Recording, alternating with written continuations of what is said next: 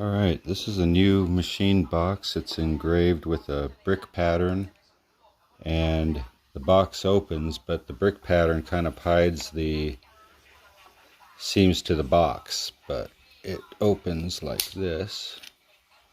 There's a nice giraffe engraving. Flip the lid over, give it a tap. That unlocks it. It won't open. If it's sitting flat on the table, it won't unlock that inner lid. You can knock all you want. Knock, unlocks. It's got 6 neodymium magnets to each box, and it works uniquely. It's weight and Gauss rating for the magnet that make it all work, and engraved on all these sides.